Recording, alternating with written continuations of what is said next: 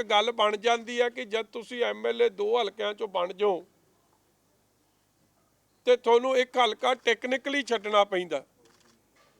इसलिए ये फैसला मजीठे के निवासियों का दिल दियां गहराइयां चों दोवें हथ जोड़ के उन्हां दी इजाजत लैण तो मगरों, उन्हां दा आशीर्वाद लैण तो मगरों, उन्हां दी थापी लैण तो मगरों अज दास ये अनाउंसमेंट कर रहा है कि मजीठे हलके चों मेरी धर्म पत्नी गनीव कौर जी उत्थों इलैक्शन लड़नगे और दास अमृतसर ईस्ट श्री अमृतसर साहब की पूर्वी हलके तो इलैक्शन लड़ूगा। ठीक है जी, यही फैसला।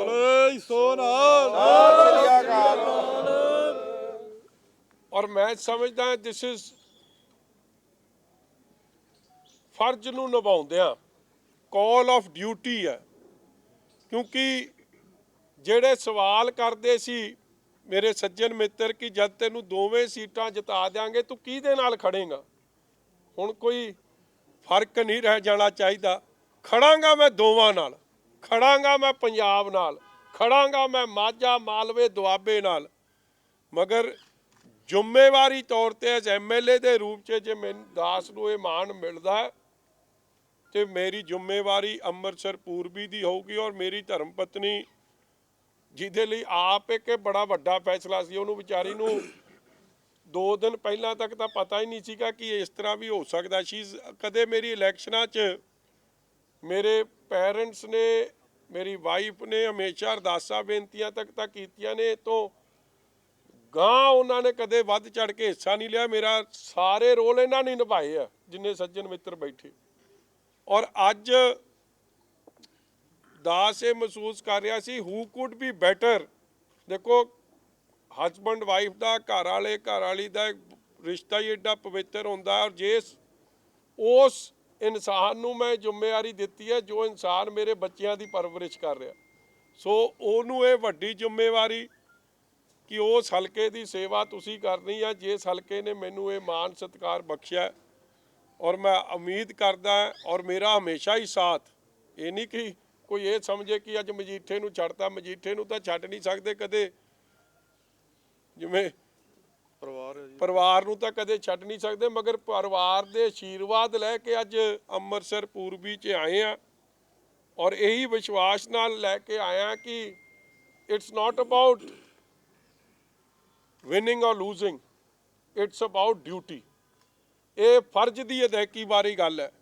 और ये उस हंकारी बंदे के खिलाफ है जिन्हों प्यार करना सिखाना, उहदे हंकार के खिलाफ है जिहदे चों मैं कड्ढनी है, उस हंकारी के खिलाफ है जिन्हों लोगों की इज्जत करनी सिखाउणी है। कोई इहनूं चैलेंज ना समझ लवे, कोई इहनूं मिस रिप्रजेंट ना कर जाए या मिसरीड ना कर जाए। It is about the duty. और ड्यूटी निभाउण वास्ते मैं इत्थे आया, लोगों के दिल जितण वास्ते, लोगों के ये विश्वास दिवाउण वास्ते कि जो तरक्की मजीठे च लैके आए सां या जद जद मौका मिलिया श्री अमृतसर साहब की जो सरकारां सी उस वेले जो तरक्की हुई सी, अज जो मुद्दे 18 साल बाद भी जिस इंसान नूं, जिस इंसान के परिवार नूं, नवजोत सिंह सिद्धू नूं इस MP के रूप च, एक वजीर के रूप च, एक MLA के रूप च, तिन्ने सरकारां हटाउण दा मौका मिलिया, मगर अज भी मुद्दा टुट्टियां सड़कां, सीवरेज का माड़ा प्रबंध, पीण वाला पानी नहीं पहुँचना, बिजली दियां मुश्किलातां,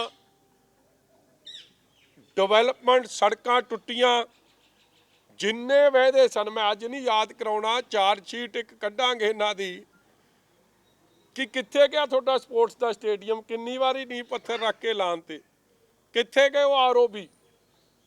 और कदे भी तुसी लोगों के सुख दुख लिए अवेलेबल नहीं रहे, घर के दरवाजे बंद, सिवाए ते सिवाए हंकार तो जो लोगों को बनता सत्कार मान सी वो नहीं मिलिया। इसलिए अज इस हलके की पूरी सेवा ते उतर आए हैं। ते मैं तो सिद्धू साहब बारे एको गल कह सकदा, सिद्धू साहब थोड़ा हंकार नूं हटाउणा, थोनू प्यार करना सिखाउणा। और सिद्धू साहब नूं जिन्हां दी मैं समझदा ना सोच है ना सच्चाई है, बस आउंदी है लड़ाई है। ਜਿਹਦੇ ਮਰਜ਼ੀ ਨਾਲ ਬਸ ਲੜਨ ਭਿੜਨ ਨੂੰ ਤਿਆਰ ਰਹਿੰਦੇ ਆ। ਉਹਨਾਂ ਨੂੰ ਥੋੜਾ ਬਹੁਤਾ ਪਿਆਰ ਕਰਨਾ ਵੀ ਸਿਖਾਵਾਂਗੇ, ਇੱਜ਼ਤ ਦੇਣਾ ਵੀ ਸਿਖਾਵਾਂਗੇ, ਵੱਡਿਆਂ ਦਾ ਸਤਿਕਾਰ ਕਰਨਾ ਵੀ ਸਿਖਾਵਾਂਗੇ, ਛੋਟਿਆਂ ਨੂੰ ਪਿਆਰ ਕਰਨਾ ਵੀ ਸਿਖਾਵਾਂਗੇ।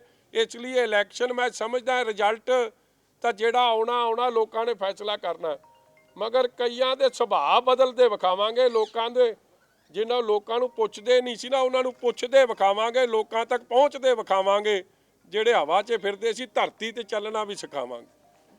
कोई सवाल जी थोड़े? जो सिद्धू ने सर जब नॉमिनेशन फाइल की थी तो उन्होंने ये कहा था कि अगर हिम्मत है तो मजीठिया एक तरह की चुनौती दी थी, तो क्या आप समझते हैं कि ये करारा जवाब देने के ਕਿੰਨਾ ਕੁ ਜ਼ਰੂਰੀ ਤੁਸੀਂ ਇਹ ਸਮਝਦੇ ਕਿ ਇੱਥੇ ਇਲੈਕਸ਼ਨ ਇਸ ਤਰ੍ਹਾਂ ਹੱਸਣਾ ਵਿਖਾਵਾਂਗੇ, ਇਸ ਤਰ੍ਹਾਂ ਹੱਸਣਾ ਸਿਖਾਵਾਂਗੇ, ਇਸ ਤਰ੍ਹਾਂ ਹੱਸਣਾ ਸਿਖਾਵਾਂਗੇ, ਇਸ ਤਰ੍ਹਾਂ ਹੱਸਿਆ ਕਰੂਗਾ। ਜਿਹੜਾ ਤੁਸੀਂ ਇਹਦਾ ਆਪਣਾ ਕੈਰੀਅਰ ਹੀ ਦਾਅ ਤੇ ਇਸ ਤੋਂ ਬਾਅਦ ਇੱਕ ਡਿਪਰੈਸ਼ਨ 'ਚ ਚਲੇ ਗਏ, ਕੀ ਗੱਲ ਹੱਸੇ ਕਿਉਂ ਨਹੀਂ? ਜਦੋਂ ਦਾ ਮੈਨੂੰ ਛੱਡਿਆ ਮੈਨੂੰ ਲੱਗਦਾ ਚਲੇ ਗਿਆ ਡਿਪਰੈਸ਼ਨ।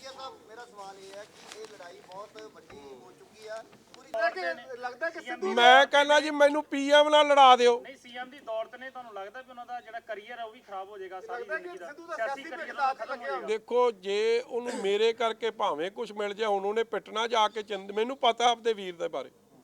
ਹੁਣ ਦਿੱਲੀ ਜਾਊ, ਹਾਂ ਮੈਂ ਦੱਸ ਦਿੰਦਾ, ਮੈਨੂੰ ਅੱਜ ਮੈਂ ਬਾਲੀਆਂ ਨਹੀਂ ਨਾ ਖੋਲਣਾ ਚਾਹੁੰਦਾ, ਫਿਰ ਕੱਲ ਵੀ ਦੱਸਣੀਆਂ ਪੈਂਦੀਆਂ ਤੁਹਾਨੂੰ। ਉਹਨੇ ਹੁਣ ਦਿੱਲੀ ਜਾਣਾ ਇਸ ਤੋਂ ਬਾਅਦ। ਵੇਖੋ ਜੀ ਮੇਰੀ ਤਾਂ ਐਡੀ ਲੜਾਈ ਹੋ ਗਈ ਜੀ, ਤੇ ਮੈਨੂੰ ਸਵੇਰੇ ਲਾਨੋ। ਉਹਨੇ ਮਤਲਬ ਗਲ 'ਚ ਗੂਠ ਦੇ ਦੇਣਾ ਸੋਨੀਆ ਗਾਂਧੀ ਦੇ, ਪ੍ਰਿਯੰਕਾ ਗਾਂਧੀ ਦੇ, ਰਾਹੁਲ ਗਾਂਧੀ ਕੇ। ਇਸੇ ਬਹਾਨੇ ਮੈਂ ਕਿੱਥੇ ਲੈ ਡਿੱਗਾ। ਚਲੋ ਮੈਨੂੰ ਇਸ ਗੱਲ ਦੀ ਖੁਸ਼ੀ ਆ ਜੇ ਮੇਰੇ ਬਹਾਨੇ ਉਹਨੂੰ ਬਣਦੀ ਜਿਹੜਾ ਉਹਦਾ ਚਿਹਰਾ ਹੈ, ਉਹ ਚਿਹਰਾ ਹੀ ਬਣ ਸਕਦਾ, ਕੁਰਸੀ ਫੇਰ ਨਹੀਂ ਲੱਭਣੀ। ਪਰ ਜਿਸ ਤਰ੍ਹਾਂ ਸੁਖਬੀਰ ਜੀ ਨੇ ਕਿਹਾ ਸੀ, ਫਿਰ ਮੇਰਾ ਸਾਥ ਤਾਂ ਮਿਲੂ, ਮਜੀਠੀਆ ਸਾਹਿਬ ਮੇਰਾ ਪਿਆਰ ਤਾਂ ਮਿਲੂ। ਜਿਸ ਤਰ੍ਹਾਂ ਹੱਸਣਾ ਤਾਂ ਸਿਖਾਊਂ, ਪਿਆਰ ਕਰਨਾ ਤਾਂ ਸਿਖਾਊਂ। ਵੈਸੇ ਜ਼ਰੂਰੀ ਚੋਣਾਂ ਦਾ ਲੜ ਕੇ ਉਹਦਾ ਵੀ ਇਹਨਾਂ ਨੂੰ ਬੁਲਾ ਕੇ ਸਮਝਾ ਸਕਦੇ ਸੀ ਤੁਸੀਂ। ਹਾਂਜੀ ਇਹਨੇ ਰੋਲ ਨਹੀਂ ਦਾ ਕੀਤਾ ਨਾ ਇਹਨੇ ਆਪ। ਭਰਾਵਾ ਮੈਂ ਗੱਲ ਦੱਸਾਂ, ਇਹ ਮੇਰੀ ਮਰਜ਼ੀ ਨਹੀਂ ਸੀ ਪਾਰਟੀ ਦਾ। ਮੈਂ ਤਾਂ ਤੁਸੀਂ ਗੱਲ ਵੇਖੋ, ਆ ਕੱਲ ਦੀ ਗੱਲ ਮੈਂ ਤੁਹਾਨੂੰ, ਤੁਸੀਂ ਨਾ ਅਸਲ 'ਚ ਤੁਸੀਂ ਮੇਰੀ ਸਥਿਤੀ 'ਚ ਨਹੀਂ, ਤੁਸੀਂ ਮੇਰੀ ਭਾਵਨਾ ਨਹੀਂ ਸਮਝ ਸਕਦੇ, ਨਹੀਂ ਸਮਝ ਸਕਦਾ ਮੇਰਾ ਵੀ। ਤੇਰੇ ਤੇ ਪਰਚਾ ਹੋਇਆ ਹੀ ਨਹੀਂ ਜਿਹੜਾ ਮੇਰੇ ਤੇ ਹੋਇਆ। ਤੇਰੇ ਤੇ ਮੋਕੋਕਾ, ਟਾਡਾ, ਯੂਆਪਾ ਵਰਗੀਆਂ ਧਾਰਾਂ ਲੱਗੀਆਂ ਹੋਣ ਨਾ, ਉਹ ਧਾਰਾ ਲੱਗੀ ਹੈ ਮੇਰੇ ਤੇ, ਜਿੱਤੇ ਬੇਲ ਨਹੀਂ ਹੋ ਸਕਦੀ ਸੀ। ਔਰ ਸਾਜ਼ਿਸ਼ ਤਹਿਤ ਲਾਈ ਗਈ, ਸਿਰਫ ਇਸ ਲਈ ਲਾਈ ਗਈ ਕਿ ਮਜੀਠੀਆ ਚੋਣ ਨਾ ਲੜ ਸਕੇ। ਤੇ ਜਦ ਮੈਨੂੰ ਰੱਬ ਨੇ ਉੱਥੇ ਬਾਂਹ ਫੜ ਕੇ ਮੈਨੂੰ ਉੱਥੋਂ ਕੱਢ ਕੇ ਲੈ ਆਏ, ਤੇ ਹੁਣ ਪ੍ਰਮਾਤਮਾ ਜੇ ਗੁਰੂ ਦੀ ਸੰਗਤ ਮੇਰੀ ਹੁਣ ਨਹੀਂ ਬਾਂਹ ਫੜੂ। ਔਰ ਰੱਬ ਸੁੱਖ ਰੱਖੇ, ਗੁਰੂ ਬਖਸ਼ਿਸ਼ ਰੱਖੇ, ਦਿਲ ਵੀ ਜਿੱਤ ਕੇ ਨਿਕਲੂ ਤੇ ਚੋਣ ਵੀ ਜਿੱਤ ਕੇ ਨਿਕਲੂ। ਮਾਣ ਹੈ ਮੈਨੂੰ ਆਪਣੇ ਲੋਕਾਂ ਤੇ, ਲੋਕਾਂ ਦੇ ਮਾਣ ਕਰਕੇ ਲੋਕਾਂ ਦੀ ਸੇਵਾ ਕਰਦਾ, ਲੋਕਾਂ ਦਾ ਪਿਆਰ ਲੈ ਕੇ ਲੋਕਾਂ ਦੀ ਸੇਵਾ ਕਰਦਾ। ਹਾਂਜੀ ਹੰਕਾਰ ਸ਼ਬਦ ਵਰਤਦੇ ਹੋ, ਮਾਣ ਤੇ ਹੰਕਾਰ ਦੇ ਵਿੱਚ ਫਾਸਲਾ ਕੀ ਸਮਝਦੇ ਤੁਸੀਂ? ਹੰਕਾਰ ਬਹੁਤ ਖਤਰਨਾਕ ਹੈ। ਸੱਜਣ ਤੇ ਮਾਣ ਹੋਣਾ, ਆਪਦੇ ਯਾਰਾਂ ਮਿੱਤਰਾਂ ਦੋਸਤਾਂ ਤੇ ਭਰਾਵਾਂ ਤੇ ਬਜ਼ੁਰਗਾਂ ਦੇ ਆਸ਼ੀਰਵਾਦ ਤੇ ਮਾਣ ਹੋਣਾ, ਮਾਵਾਂ ਦੀ ਦੁਆਵਾਂ ਤੇ ਮਾਣ ਹੋਣਾ ਬਹੁਤ ਵੱਖਰੀ ਗੱਲ ਹੈ। ਮੈਨੂੰ ਮਾਣ ਇਸ ਕੇਸ ਤੋਂ ਬਾਅਦ ਔਰ ਮੈਨੂੰ ਵਿਸ਼ਵਾਸ ਵੀ ਹੈ। ਇੱਕ ਚਰਚਾ ਵੀ ਹੈ ਕਿ ਮੈਨੂੰ ਕੋਈ, ਤੁਸੀਂ ਸਮਝਦੇ ਹੋ ਨਾ, ਕਈ ਮੇਰੀ ਜਗ੍ਹਾ ਸ਼ਾਇਦ ਕੋਈ ਹੋਰ ਕੈਲਕੂਲੇਟਡ ਪੋਲੀਟੀਸ਼ੀਅਨ ਹੁੰਦਾ, ਉਹ ਐਡਾ ਪੰਗਾ ਨਾ ਲੈਂਦਾ। ਉਹ ਕੈਲਕੂਲੇਸ਼ਨ ਹੀ ਮਾਰ ਦਿੰਦੀ। ਆਪਾਂ ਨੂੰ ਕੈਲਕੂਲੇਸ਼ਨ ਆਉਂਦੀ ਕੋਈ ਨਹੀਂ, ਆਰ ਜਾਂ ਪਾਰ।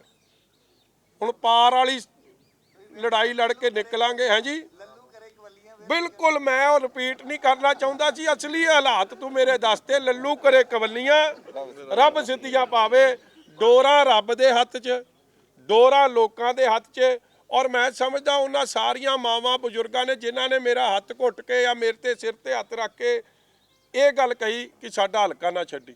ਆ ਗਿਆ ਮਜੀਠੀਆ, ਮਜੀਠੀਆ ਤੁਹਾਡਾ ਹਲਕਾ ਨਹੀਂ ਛੱਡਦਾ, ਤੁਸੀਂ ਮਜੀਠੀਆ ਇਹਨੂੰ ਨਾ ਛੱਡਿਓ, ਨਿਭਾ ਦਿਆਂਗੇ। ਔਰ ਮਾਣ ਹੋਊਗਾ ਕਿ ਅਸੀਂ ਵਕੀਲ ਵਧੀਆ ਲੱਭ ਕੇ ਲਿਆਏ ਆ। ਮਜੀਠੇ ਵਾਲੇ ਮੈਂ ਤਾਂ ਸੱਜਣਾ ਨੂੰ ਛੋਟੇ ਜਿਹੇ ਮੌਕੇ 'ਚ ਸੱਦਿਆ ਕਿ ਇਹ ਮੇਰੀ ਗਰੰਟੀ ਨੇ। ਇੱਕ ਬਾੜੀ ਹੁੰਦੀ ਨਾ ਵਾਰੰਟੀ, ਸਿੱਧੂ ਸਾਹਿਬ ਦੀ ਤਾਂ ਕੋਈ ਵਾਰੰਟੀ ਨਹੀਂ। ਕੌਣ ਦਊਗਾ? ਭਾਜਪਾ ਦਊ ਜਾਂ ਗਾਂਧੀ ਸਾਹਿਬ, ਗਾਂਧੀ ਪਰਿਵਾਰ ਦਊ, ਉਹ ਤਾਂ ਕਹੀ ਨਹੀਂ ਕੋਈ ਵਾਰੰਟੀ। ਇਹ ਮੇਰੀ ਤਾਂ ਗਰੰਟੀ ਤੇ ਵਾਰੰਟੀ ਲੈ ਕੇ ਆਇਆ ਕਿ ਸਾਨੂੰ ਇਹ ਗਰੰਟੀ ਵਾਰੰਟੀ ਦੇਣਗੇ ਕਿ ਵਾਕਈ ਇਹ ਨਿਭਣ ਵਾਲਾ ਹੈ ਕਿ ਨਹੀਂ।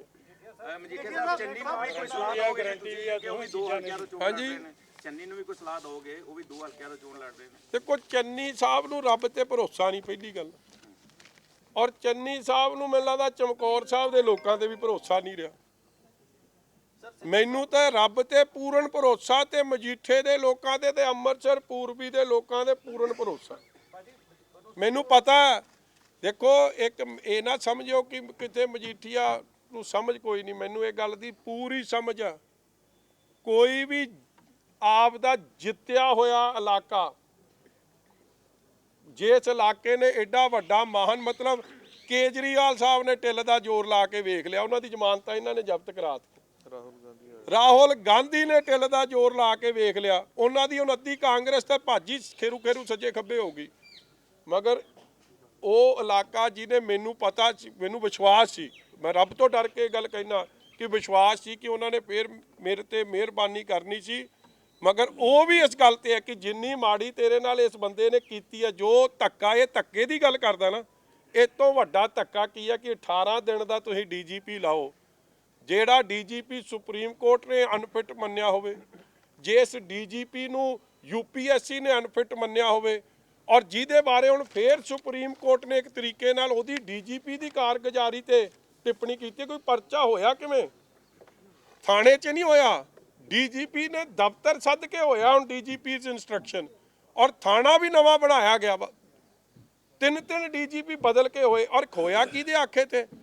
ਇਹਦੇ ਤੇ ਕੋਈ ਦੋ ਰਾਵਾਂ ਨਹੀਂ, ਚੱਟੋਪਾਧਿਆ ਕਿਹਦੀ ਦੇਣ? ਠੁਕਤਾਲੀ ਸਾਹਿਬ ਤਾਂ ਆਪ, ਸਿੱਧੂ ਸਾਹਿਬ ਕਹਿੰਦੇ ਮੇਰਾ, ਉਹ 2 ਬੰਦਿਆਂ ਨੂੰ ਕਲੇਮ ਕਰਦੇ, ਚੰਨੀ ਸਾਹਿਬ ਨੂੰ ਨਹੀਂ ਕਰਦੇ, ਗੱਲ ਵੱਖਰੀ ਆ। ਮਗਰ 2 ਬੰਦਿਆਂ ਨੂੰ ਤਾਂ ਕਲੇਮ ਕਰਦੇ ਨਾ ਕਿ ਚੱਟੋਪਾਧਿਆ ਵੀ ਮੇਰਾ ਤੇ ਐਡਵੋਕੇਟ ਜਨਰਲ ਵੀ ਮੇਰਾ। ਹੁਣ ਚੱਟੋਪਾਧਿਆ ਦੇ ਬਾਰੇ ਪੀਓ ਨਾਲ ਬਹਿ ਕੇ ਗੱਲਾਂ ਦੀ ਆਡੀਓ ਸਾਹਮਣੇ ਆਈ ਹੈ, ਤੇ ਹੁਣ ਵੀ ਸਿੱਧੂ ਸਾਹਿਬ ਕਹਿੰਦੇ ਕਿ ਉਹ ਚੱਟੋਪਾਧਿਆ, ਉਹਦਾ ਜਿਹੜਾ ਚੱਟੋਪਾਧਿਆ ਬੇਅਦਬੀ ਸ੍ਰੀ ਅੰਮ੍ਰਿਤਸਰ ਸਾਹਿਬ ਹੋਈ, ਉਹਦੇ ਕਲਪ੍ਰਿਟਸ ਨੂੰ ਨਹੀਂ ਲੱਭ ਸਕਿਆ। ਕੀ ਸਿੱਧੂ ਸਾਹਿਬ ਹਲੇ ਵੀ ਕਹਿੰਦੇ ਆ ਕਿ ਉਹੀ ਚੱਟੋਪਾਧਿਆ ਉਹਨਾਂ ਦਾ? ਜਿਹੜਾ ਚੱਟੋਪਾਧਿਆ ਇਹ ਗੱਲ ਕਵੇ ਕਿ ਹਾਂ ਪਾਕਿਸਤਾਨ ਤੋਂ ਜਿਹੜਾ ਅਸਲਾ ਆਊ, RDX ਆਊ, ਵੈਪਨਸ ਆਉਣਗੇ, ਔਰ ਉਹਨਾਂ ਬੰਦਿਆਂ ਨੂੰ ਉਹਨਾਂ ਬਾਰੇ ਜਾਣਕਾਰੀ ਵੀ, ਔਰ ਪ੍ਰਧਾਨ ਮੰਤਰੀ ਦੀ ਅੱਖਾਂ ਨੂੰ ਖੋਲਣ ਦੀ ਗੱਲ ਕਰ ਰਹੇ ਆ। ਇੱਕ ਪੀਓ ਦੇ ਆਖੇ ਪੁਲਿਸ ਵਾਲਿਆਂ ਦੀ ਬਦਲੀ ਹੋ ਰਹੀ ਹੈ, ਕਿ ਉਹ ਚੱਟੋਪਾਧਿਆ ਵੀ ਹੁਣ ਸਿੱਧੂ ਸਾਹਿਬ ਕਹਿਣਗੇ ਕਿ ਮੇਰਾ। ਇਸ ਲਈ ਅੱਜ ਲੜਾਈ ਇਹ ਸੱਚਾਈ ਦੀ ਲੜਾਈ ਹੈ, ਔਰ ਬਿਲਕੁਲ ਸਮਰਪਿਤ ਹਾਂ। ਔਰ ਜੋ ਫੈਸਲਾ ਹੋਊਗਾ ਉਹਨੂੰ ਖੁਸ਼ੀ ਸਿਰਮਤ। ਵੇਖੋ, ਕਪਿਲ ਸ਼ਰਮਾ ਸ਼ੋਅ ਤੇ ਜਾ ਕੇ ਪੈਸੇ ਲੈ ਕੇ ਹੱਸਦੇ ਸੀ, ਅਸੀਂ ਮੁਫਤ 'ਚ ਹੱਸਣਾ ਸਿਖਾਵਾਂਗੇ, ਪਿਆਰ ਦੇ ਕੇ ਹੱਸਣਾ ਸਿਖਾਵਾਂਗੇ। ਕਮਰਸ਼ੀਅਲ ਹਾਸਾ ਨਹੀਂ ਹੋਊ, ਇਹ ਦਿਲੋਂ ਹੱਸਣਾ ਸਿਖਾਵਾਂਗੇ। ਰੋਣਾ ਵੀ ਦਿਲੋਂ ਸਿਖਾਵਾਂਗੇ ਤੇ ਹੱਸਣਾ ਵੀ ਦਿਲੋਂ ਸਿਖਾਵਾਂਗੇ, ਮਗਰ ਗੱਲ ਦਿਲ ਦੀ ਗੱਲ ਚੱਲੂ।